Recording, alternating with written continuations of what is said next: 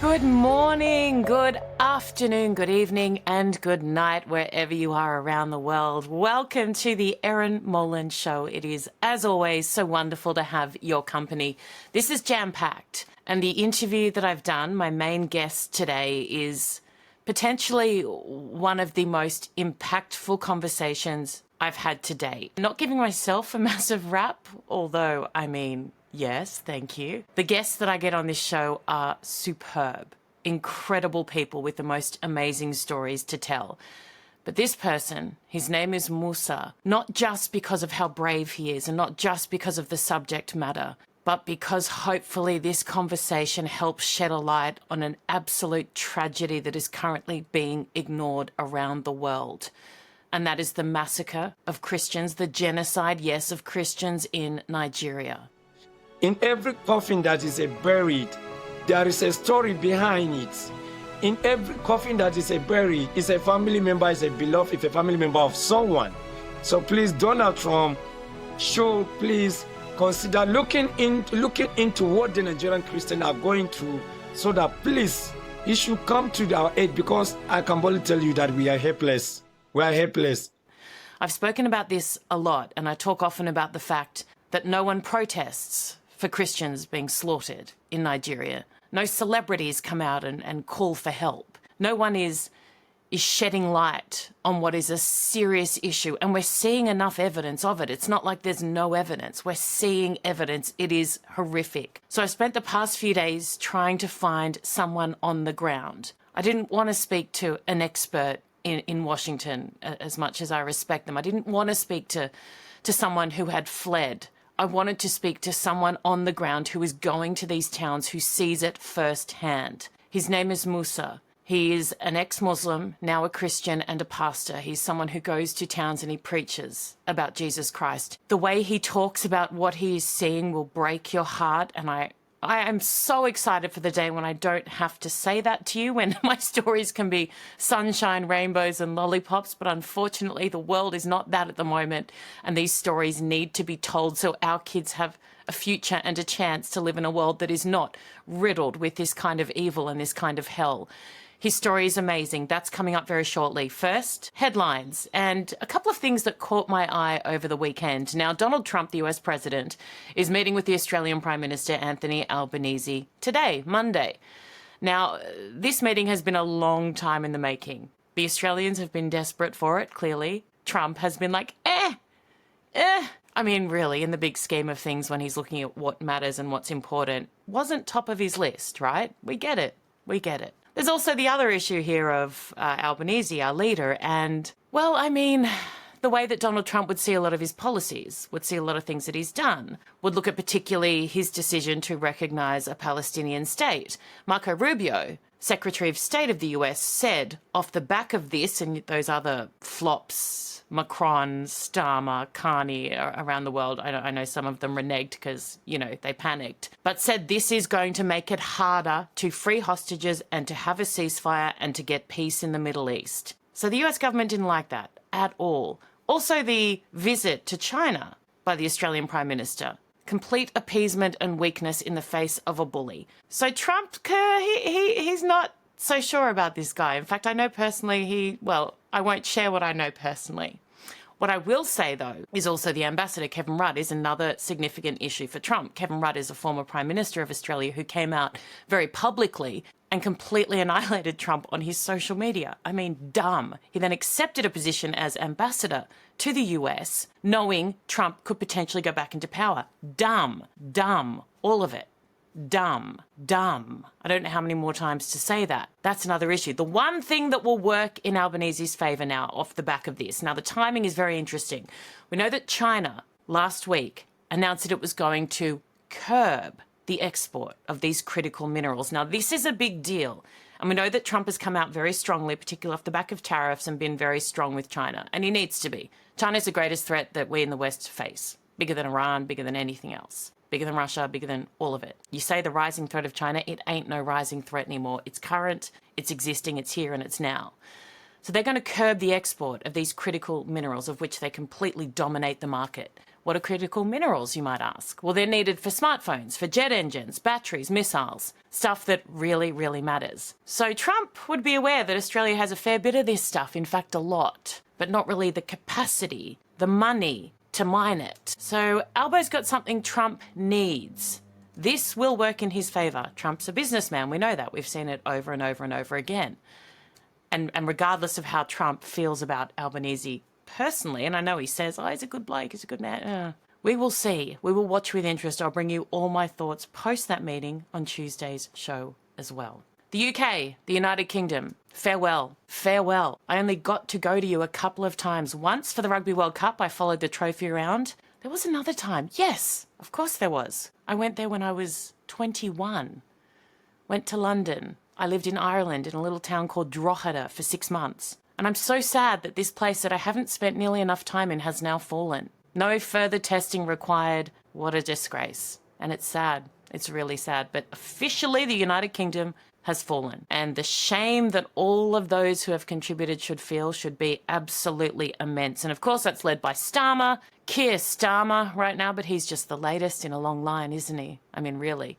Who would have ever thought, and this is a genuine question, kind of, who would have ever thought that bringing in millions of people who don't share your values would end up being problematic? Who would have thought? I mean, really, I don't expect world leaders to be Einsteins. I really don't. There's a lot more to the job than just being really, really, really smart. But surely a base level of intelligence must be a prerequisite. And most of them have failed miserably in that space. Jews can't go to a football match. And when we say Jews, it starts with the Jews. It never ends with the Jews, by the way. It never ends with the Jews, ever. Someone was wearing a Star of David and was arrested by police for antagonising extremist protesters. You couldn't make it up. You don't need to make it up. It's happening. It's happening in real life. A woman with a dog is harassed by police because she's being abused around extremist protesters. I mean, the UK has fallen, and how sad that is. What a disgrace. I had Nigel Farage on the show yesterday in a bonus episode, so make sure you listen to that. It's a real mixed bag. He's a charmer, isn't he? He's charismatic.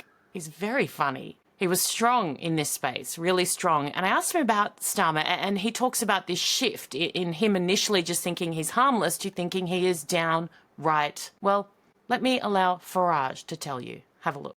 I don't believe that anymore. I think his attack on me over the Labour Party conference 3 weeks ago was personal, venomous, and insightful of violence towards myself. And I no longer think he's a nice guy. And you know what? He's really annoyed me now. He's really, really upset me. And I want to tell you something. I'm a really good friend. But a lot of people over the years that have crossed me have come off worse at the end of it. But I am now convinced that the country is not just being led by somebody who's weak, but somebody who's actually quite dangerous. So, you know what? I'm going to deal with it. Now, just looking generally around the world, but particularly to those in the West who have been so loud in calling for a ceasefire, calling for peace, stopping the killing of innocent Gazans, all things that matter greatly, absolutely. Never, ever called for the hostages to come home, but that's expected. But there are now videos, legitimate videos, evidence of people in Gaza being shot dead by Hamas. Outright. Like outright. They're being made to kneel down, shot dead. Where is the outcry? And I understand this is, I feel like a punish even asking it, because I've asked it so many times, because exposing the hypocrisy of these people is, I wish it was more challenging. I wish I would be more of a clever person if I could do it, and people would say, that girl's brilliant. She just completely exposed their hypocrisy. But it's really easy because it's so obvious. They're not clever enough. They're so dumb. There's that word again. But I would love for someone to explain to me, someone from this camp of people who have spent the last 2 years completely admonishing Israel and attacking Israel and calling for Israel to be obliterated because of deaths in Gaza. Where are you right now? Just out of interest, where are you? And can you explain this to me? And I'm genuine. If someone can answer this question to me, please, in the comments, send me a message. I see everything. Why is the life of a Palestinian shot dead by Hamas on camera less tragic than the life of a Palestinian killed in a war started by Hamas, caused by Hamas, only occurring because of Hamas, but involving Israel? Why are those two deaths so different? Why is one way more worthy of absolute outcry and the other complete silence? I mean, I know the answer, but I would love to see someone from that camp try and explain the silence. Try and explain it to me. I will listen. I will read it. I will, with an open mind, try to understand. And no one will be able to, of course, because you can't. Because they'd have to say, we hate Jews. Oh, no, we don't care about lives in Gaza. We just hate Jews. We hate Israel. We hate the West. And if they say that, well, I mean, we all know it anyway, but if they say that, that's problematic. This clip from Megyn Kelly's show with that young Turk woman, Ana Kasparian, it amused me. Have a look. Have a listen. But in regard to David Ellison, the Financial Times reported that he liked that the Free Press had a pro-Israel bias. And so you have the reporters and some of the workers over at CBS worried that she's going to be brought on specifically to sway the reporting in a way that's more favorable to Israel and not necessarily fair or accurate. So when the entire situation starts from that place, it's really hard to like recover from that. You get what I'm saying? See, this whole thing of like pro-Israel, they're worried that she's pro-Israel. What does that even mean? Like pro-Israel. Pro-Israel is to be pro-democratic. It's to be pro-peace. It's someone who adopts a common sense approach to things. It's someone who is anti-terror. That's not a negative, by the way. And it doesn't mean you're pro the government or pro every decision or they never make mistakes or they're a perfect state. No, of course not. But that whole pro-Israel, it's just such a dumb thing to say. It doesn't make any sense. And let me assure you, Anna, that for journalists to lose credibility, they have to have had it. It had to have been there pre-existing. And for many at CBS, where Bari Weiss has come in as news director, that's not the case. In fact, you could argue them doing nothing now for a period of time will improve their credibility. It will improve it. If they were just silent for 6 months, their credibility would rise. So I really don't have a lot of sympathy for journalists at CBS who are worried about their credibility because someone who tells the truth is coming on board. Oh, someone who tells the truth, certainly not the right segue through to AOC, who continues to demonstrate beyond any doubt how little she knows about, well, ladies and gentlemen, my learned friends, everything. This is her on CNN. Rivers in rural areas were on fire because of corporations poisoning the people who lived in those areas. Poor middle-class communities getting poisoned and dumped on by corporations like Deloitte and 3M, pouring chemicals into these places. And they want to call it a democratic priority. I actually can't. Deloitte. They are accountants. They're consultants. They're pen pushers. They're boring men in suits. And yes, there's some women. I know. Like, what are Deloitte dumping into waterways? Like, chemicals from where? Like, are they emptying the ink from their pens? Or like whiteout bottles? I don't know. Do people still use whiteout? I don't know. It's just it's so ridiculous. Please make it more challenging for us to expose you. Again, all of you are the same. You're all so easy. Steve Witkoff and Jared Kushner did 60 Minutes post their huge role in the Middle Eastern peace deal, where Lesley Stahl, and again, this is the journalist with credibility we speak of, highly respected, distinguished, unbiased, uncompromised, all those things, tick, tick, tick, tick, tick, apparently. Have a listen to how she describes Qatar.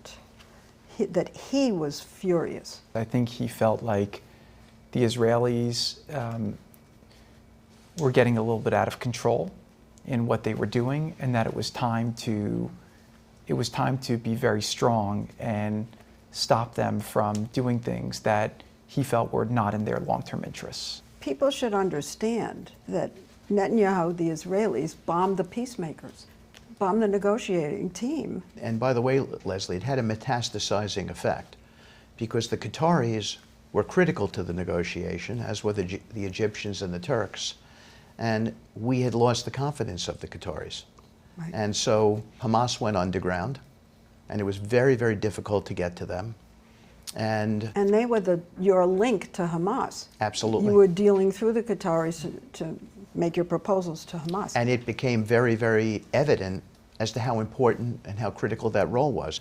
Now, I would have thought decades in the media would have given her some, even a tiny bit of understanding regarding how this all works. Qatar are not peacemakers, Lesley. Seriously, they are as far from peacemakers as we can get. Yes, they were required. You know why they were required for this peace deal? Because they basically run the show. They're in control. They funded October 7. They harboured the chief villains of it. They could have ended it all yesterday, on October 8. They could have stopped it all from happening. Peacemakers, come on, that's embarrassing. It's not just wrong, but it's embarrassing. So is Al Jazeera, who says there is no Christian genocide in Nigeria. Lol. I mean, Hamas are also not terrorists, according to them, so do with that what you will. How utterly ridiculous. You know what you should do, Al Jazeera, is talk to someone in Nigeria who is travelling to these communities, who goes to a community, 2 weeks later goes back, completely slaughtered skeletons there, bodies. That's who you should ask, and then maybe write your story about there being no genocide in Nigeria. Christians are safe there, are they, Al Jazeera? Yeah, well, that will do me. You know what I've done? I've spoken to someone there in Nigeria on the ground. His name is Musa. He risks his life to do this.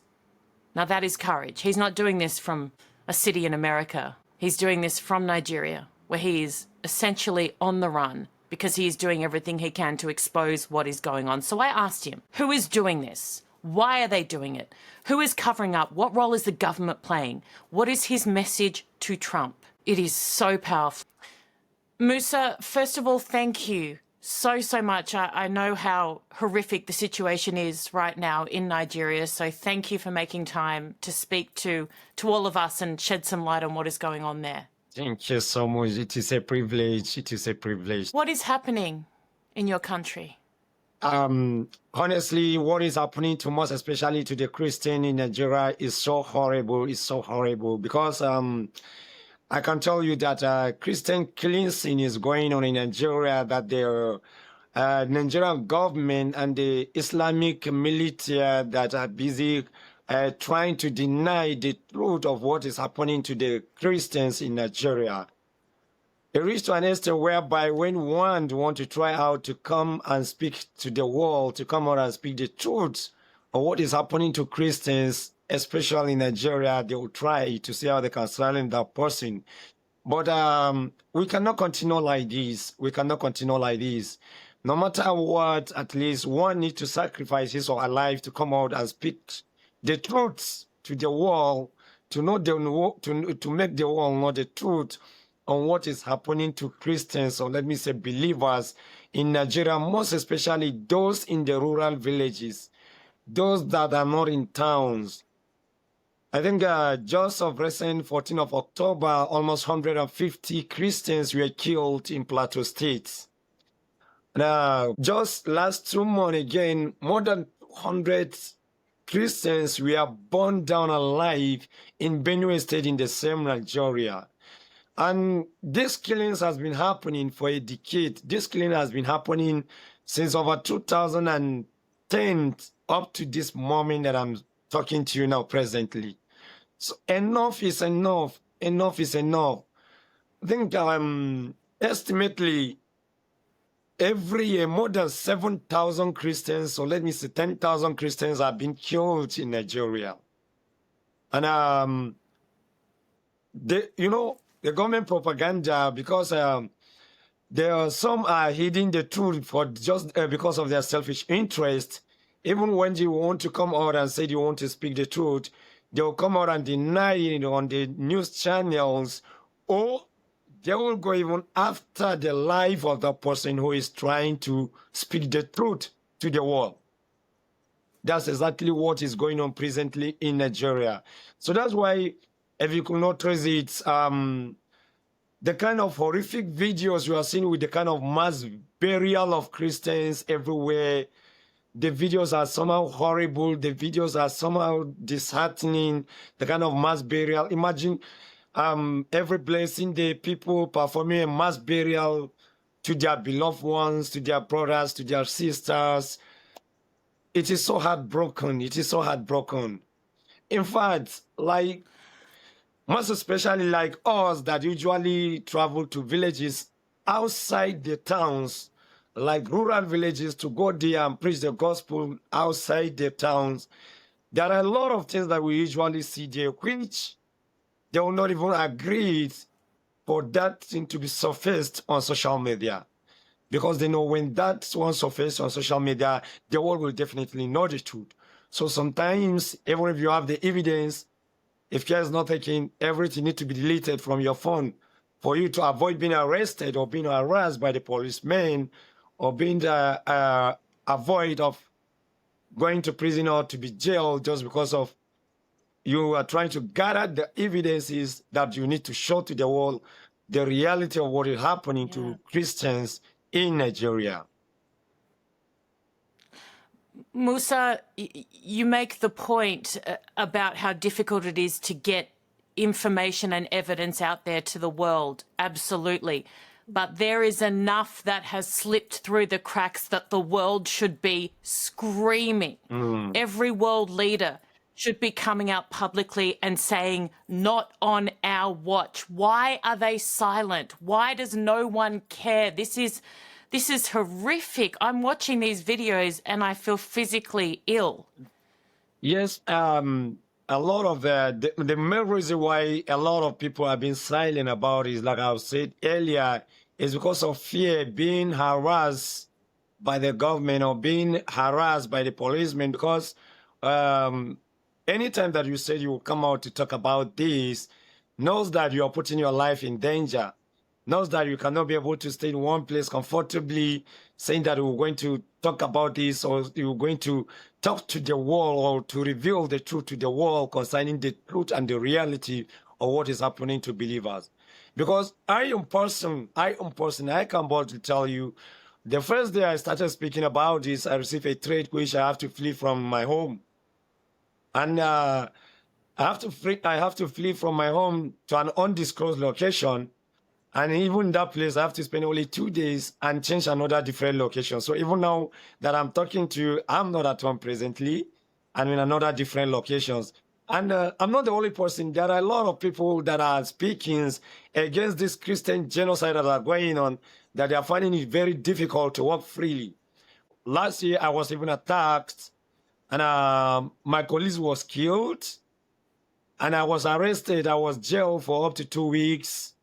Even after regaining my freedom, and I think years, I escaped no less than 5 assassination attempts, which I was forced to move from the state where I am to another different state. But in that case, I might not be able to know if it is the government or if it is the agents that want to hide this truth, that want to stop the world from knowing the truth, that are attacking me or that are after my life. But since that I started this, so I've been escaping assassination attempts again and again. So because of this fear, it's not everybody that are going to have the courage to come out and speak to the world and tell the world the truth that this is what is happening. And Musa, let me be very, very clear here. There is no judgment on anyone in Nigeria for not being able to speak about this. Absolutely. I get the threat. My judgment is reserved for all of those who have seen these videos, who are in positions of power, the mainstream media, who are not risking their lives to speak up, who are silent. It is utterly disgraceful. You must watch marches from around the world of people waving Hamas flags and pro-Palestinian marches and free Palestine. And do you watch that and think, what about us? That's it, and that's what one's supposed to think about. Because I can boldly tell you that you know how Islam, you know how they are radical. When they believe on something, they can die for it. And most especially, the way the people are protesting for Hamas, they don't longer care about their lives because their belief is this. Even when you're being killed or when you lost your life, doing that, you're working for God, and by doing that, by God's grace, you're going to make heaven. So that's why you see people don't even care about their life. They go around everywhere, raising the flags, most especially in the Western countries. And what always baffles me is this. Most of these people that are shouting free Palestine, free Hamas, they are Muslims, that, let me say, Islamic radicals. Why can't they stay in their countries to do that? They lack peace there, but they go to Western countries to go and disturb and keep disturbing people out there. And then later on, they will go and be blaming another country for causing that havoc to them. Which, if they have peace, they really care about their brothers. Why can't they in their country where they are to see how they can able to amend or try to get the solution? But they have to flee from their own country to the Western countries to go and be disturbing people out there. That to show you that Muslims, anywhere there are Muslim, or let me say Islamic radicals or Islamic terrorists, that's the key. There will not be peace. Musa, can you take me through what it is like when these raids happen on these small towns? And I know that it's going to be very confronting, but I think people need to understand how brutal, like we're talking women, we're talking children, we're talking mums with babies fleeing for their lives. Can you explain to my viewers and my listeners what it is that is happening? Honestly, most of the time, if I remember what I witnessed one-on-one, sometimes I cannot be able to hold my chest back because it is so horrific. Babies from age 3 to 10, you see, they were massacred mercilessly. You see, some of them were slaughtered. Even animals can never be slaughtered the way those babies were slaughtered. Some old women that cannot be able to do anything, they were killed mercilessly. Women were raped. Some women, after killing their husbands and killing their babies, these terrorists, they will force them to even marry them. Let me say, they don't pity anyone, even with a small kid. Imagine a small kid of age 10 to 3. What does a small kid know, for goodness sake? What did they know, for goodness sake? Like, there are a lot of the videos, some of the coffins you are seeing there, that the mass burial is going on of the Christians. A lot of the coffins that you're seeing there contains kids that are not up to even 3 years. There is a kid that is just half year and a half is being slaughtered. Women are being raped. Some, after they have been raped, they will be killed. Sometimes, if I keep remembering that thing, tears keep coming out from my eyes because what I saw was so horrific. Anytime that I close my eyes, the trauma, in fact, I can't get the trauma off my head because the way they are treating Christians, or what is happening to Christians in Nigeria, is something that one needs to sacrifice his life to come out and talk to the world. And again, let me tell you what they usually do to counter the truth whenever we want to come out to speak the truth to the world. Let me also tell you what they usually do to counter the truth. Around Sokoto State, it is a Muslim area. Zamfara State, it is a Muslim state. I mean, Sokoto State is a Muslim state. Katsina State is a Muslim state. Okay. These Islamic terrorists, most of the times, they will go to Katsina State to go and kill, for example, just 5 people. Maybe, you know, Nigeria now has become a headquarter of banditry and kidnapping. So they will say it's kidnappers. When they go there and kill like 5 people, then they will go to Plateau State, where it is a Christian state, to go and massacre more than 250 Christians just overnight. So when you want to come out to say that Christians have been massacred in Nigeria, then they will make use of those 5 people that were killed in that Muslim state to say that it is not only Christians that have been massacred. You say that even Muslims too are massacred. Yeah. But by implication, when you look at this very well and you think about it critically, you will know who are the targets. You will know the people that are being targeted. Who is driving this? So is it these radical Islamists? Is it government? Is government enabling them to do this? Who is the driving force? If we were to cut off the head of the snake, that is causing this genocide of Christians in Nigeria, where would we have to chop? I would want to tell you that there are some Nigerian allied government officials that are involved. Why did I say so? Just of recent, it haven't reached up to 3 days. We're in Plateau State, where Reverend Dashomo went to the military to raise an alarm that his community is about to be attacked. But they accuse him of spreading false information. And then all of a sudden, those military personnel that are supposed to be protecting people's lives, all of a sudden, within a day, they disappear from there. And what happened next?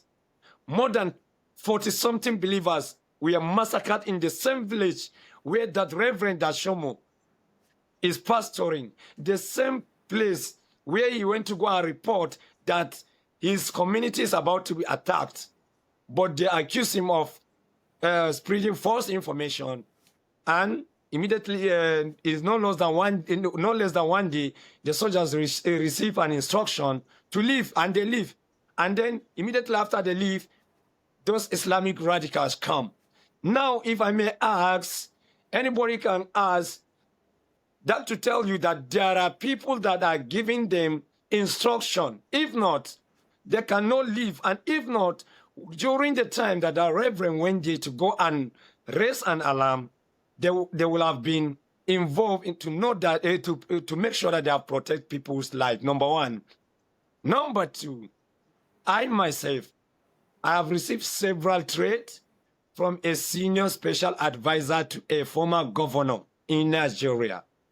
Because, you know, I am an ex-Muslim to Christianity and also a preacher of the gospel. So I've received several threats from that senior special advisor. So I can boldly tell you that there are some of the Nigerian government, there are some of the allies that have been involved in this Christians massacre. And they are doing it for their selfish interests, which I can boldly say that they want to see Christians being wiped out from Nigeria. Whenever you want to come out and tell the truth, I reveal to the world the truth about what is happening to Christians in Nigeria. Security agencies will go after you. You have to be running for your life, or if you have the means, you have to leave the country completely to flee to another country.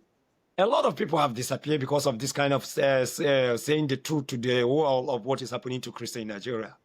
A lot of people have disappeared. Like even in my state where I come from, there is a man called Dadiata. He was one of the vocal people that are speaking against injustice that is being done to Christians and many people in the States. All of a sudden, just in the evening, playing with his kids in the front of his house, some people, or let me say security agencies, appeared and picked him up. This thing that I'm telling you has happened since 2014. Up to date, nobody knows whether that man is alive, whether he's dead, whether he's in prison. Nobody knows, but his family, his wives, his mom, his children, nobody is aware. So that's why I can tell you that unapologetically that some of the Nigerian government allies are involved in these things that are happening. If not, anyone can come on and talk about it without any fear. Yeah. Why are you talking about this when this could cost you your life? I know that this may cost me my life. I know it may cost me my life saying this, but I no longer care, because if you did not witness it, or if you did not witness it, like if you did not see it, if you did not witness it yourself, I think you cannot be able to get the courage to come out and speak. For example, if it is just watch the videos online, watch the news, just see the pictures and scroll on, you cannot be able to get the courage to come out and talk or to come out and speak. But like I've tell you, I am a preacher of the gospel, that's an evangelist. An evangelist is known for traveling to rural villages, those remote areas where even cars, sometimes vehicles cannot get access to go and preach the gospel there. There is a village we went for an outreach, just early this year. We went there, everything was fine. We did our medical outreach, showed Jesus' film, preached the gospel to them, donated clothes to them, both children and adults. Everything is going well. Fast forwards.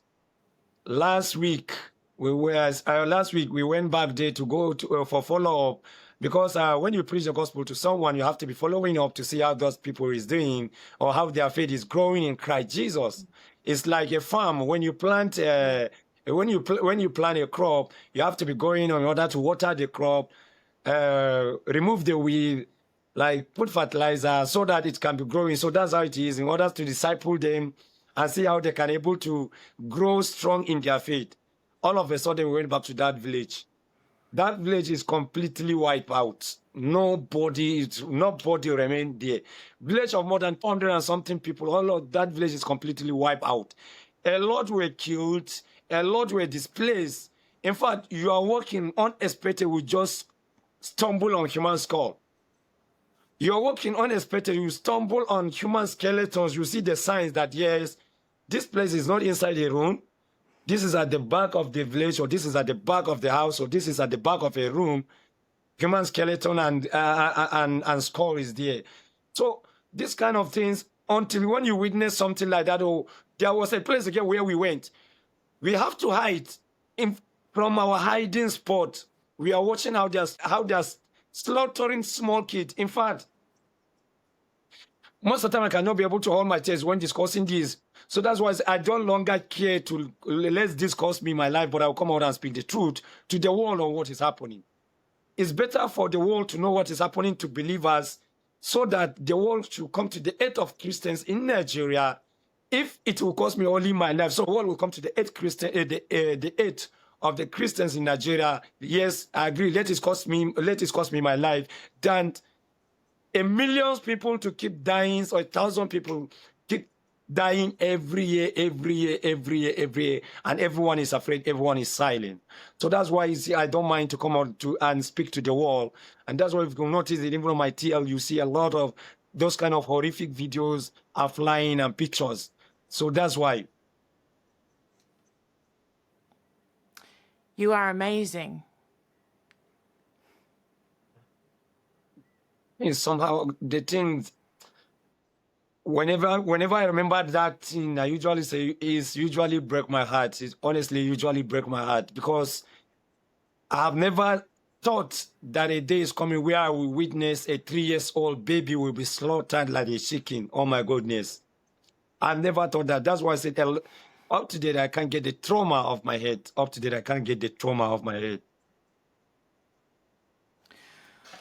What can the world do?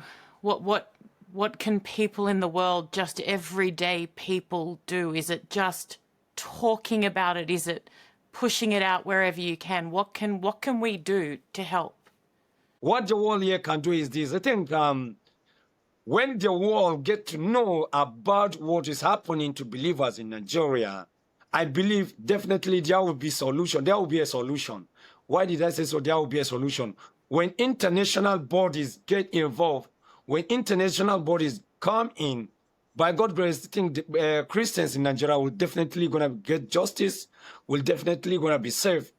And even among the military men in Nigeria, there are repentant Boko Haram. Those Boko Haram members that claim they have repented, they were recruited into the Nigerian army.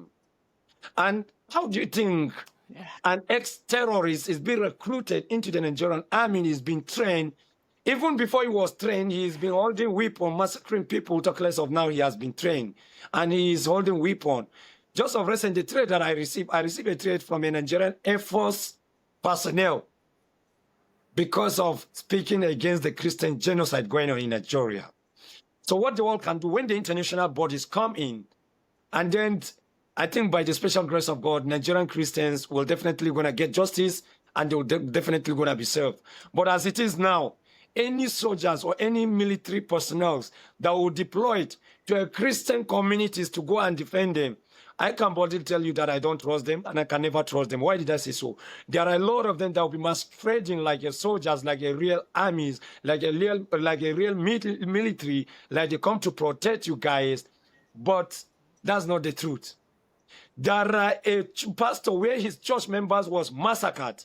Imagine soldiers have to go and take excuse from those Islamic militia before they could allow the pastor and his members to go and carry the dead bodies of those people that were massacred for mass burial. How can we going to define this?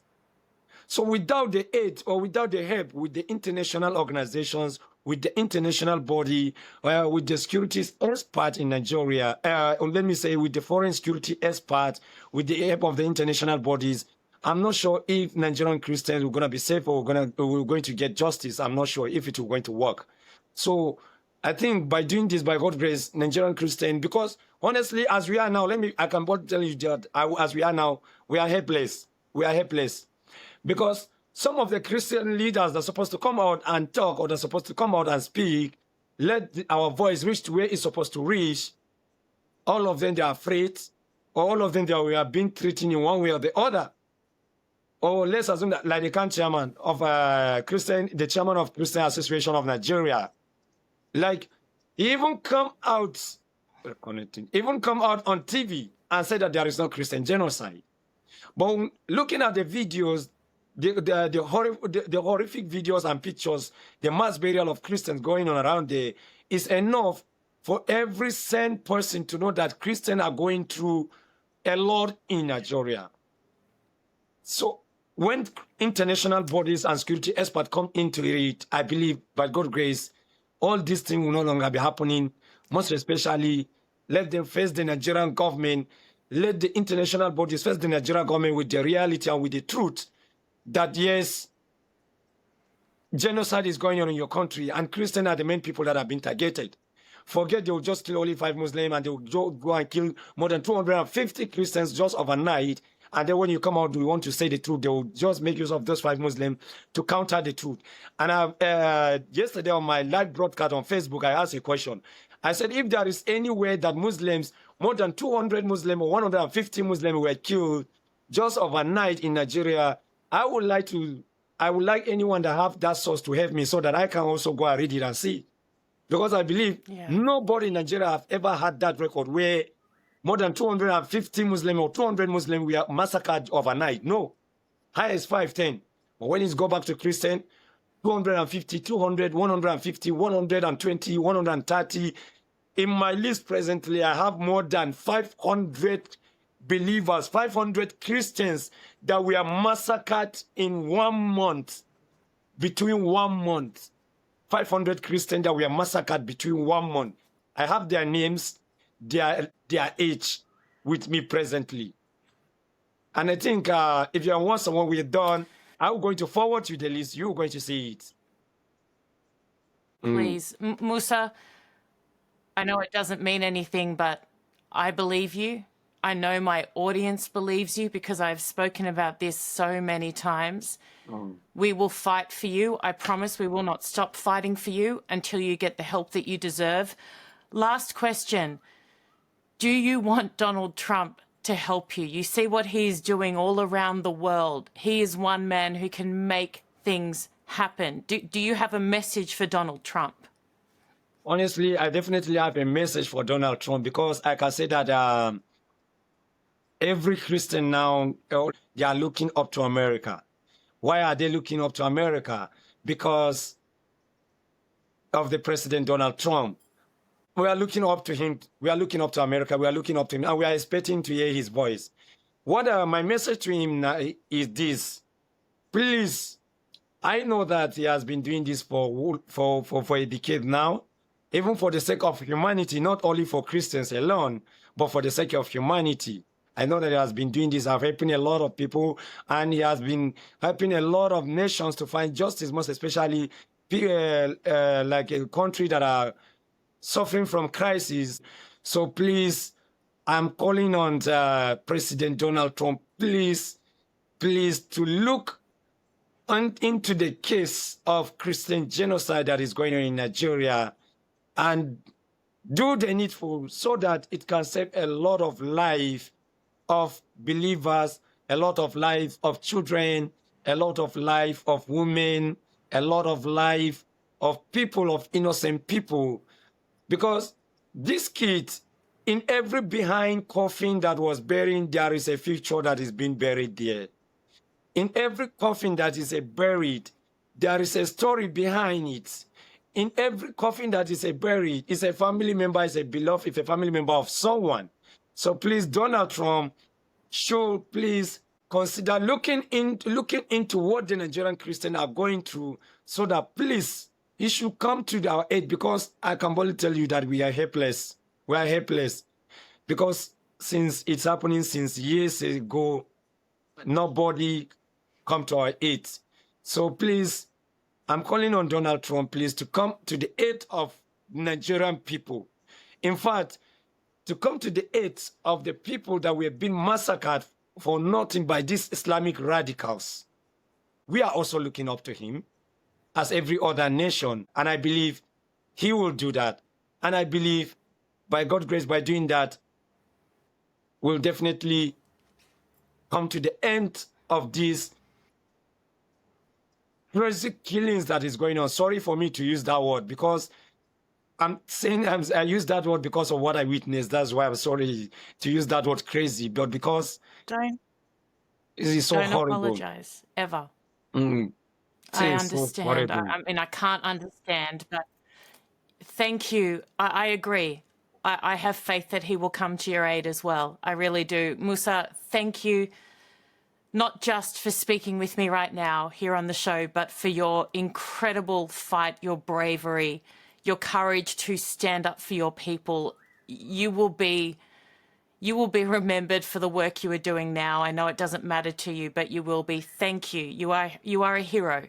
Thank you. Thank you so much. It's a privilege. Thank you so much. Thank you once again. Shalom. Well, pretty amazing, huh? Absolutely incredible. These are the people that will change the world. These are the people who will change the world. If I don't change that to a who, my mother will notice and say something to me. And this is a test if she watches my shows all the way through or listens all the way through, because she will reference this. And if she doesn't, I know that she just pretends when she texts me and says it was a good show. One bit of feedback I want to share, because it's long, but I thought it was so powerful. And this is off the back of my interview with Tal, the woman who was stabbed 18 times, 30 bones broken by an Islamic terrorist in Israel. And her attacker has just been released as part of this getting live hostages out deal and this peace deal brokered by Trump.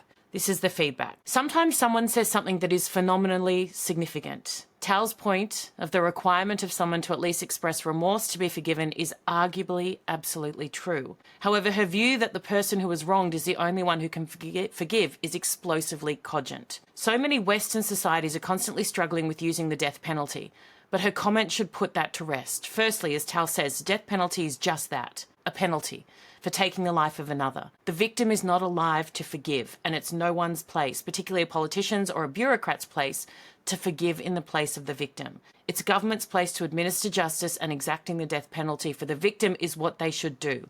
There's also the issue that by not executing the killer is the equivalent of saying that the perp's life is more valuable than the victim's. She was with another friend, by the way, who was murdered. It's time we quit virtue signalling about this and allowing the killers to waste taxpayer dollars fighting their sentences. Worse, allowing a president to commute a death sentence for a deranged killer and they subsequently commit more murders only to get rid of them. And I guess in Israel it's more complex in that often these people are then used as bargaining chips to get back innocent hostages, the complete opposite of what they are. But I thought that was such a powerful point, and she was absolutely brilliant. Ladies and gentlemen, as are you, thank you so much for spending time with us here on the Erin Molan Show. We love you. We appreciate your support so much. If you enjoyed this episode, if you want to get out this story, this incredible story of Musa and the slaughter of innocent Christians in Nigeria, please share this with your networks. It is so important that people start talking about this. If you know Donald Trump, send it to him, share the message. It is so powerful, and there's one man in this world who can help them, we know, and it is the US president. Love you all. I'll see you tomorrow. Thanks again.